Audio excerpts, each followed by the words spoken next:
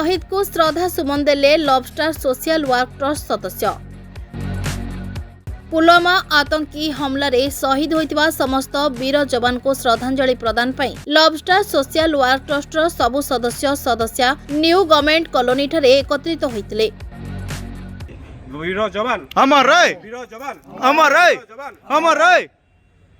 भारत माता की, भारत माता की, वंदे वंदे। आज दिन आम समस्त एक अपूरणीय क्षति जहाँ भारत को सहया पड़ा।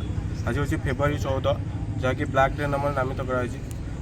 से दिन आम भारतीय जवान मैंने जाऊे गाड़ी में एक सड़क पथर लंबा लाइन हो जाऊे जुआगटे फेब्रुआरी 14 2019 मसीह आतंकी मैंने आतंक खेलाई जहाँकि किसी समय गलापर कि शब्द शुणाई जहाँकि पूरा भारत को स्तब्ध करता जहाँकि 10 किलोमीटर पर्यंत यह माने व्यापी कि जानू जानू कौन होता कौन नहीं जाना पूर्व से अचानक भी गुली करते आतंक मानक से भी आतंकीरा सरी नाला पाकिस्तान एभली एक आतंक खेली जहाँकि गुली माड़े माने जवान मानकर शरीर खंड विखंड होता किसी भी चिन्ह मान देखा मिलूला।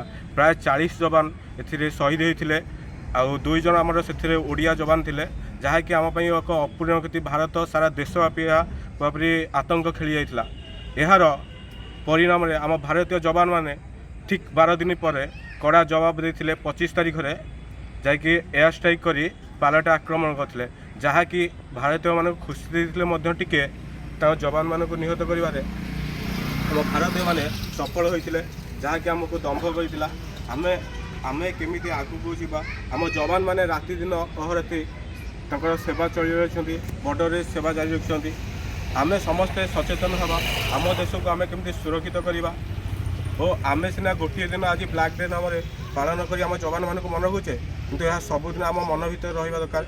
आउ जवान मान किए भाई को हरते किए स्वामी को हरते किए दादा जहाँ को हरते किंतु आम समस्त को मन रखा और अमर आत्मा सद्गति प्रार्थना करवा। वीर जवान को श्रद्धांजलि देई और प्रदीप जाली अमर आत्मार सद्गति प्रार्थना करथिले।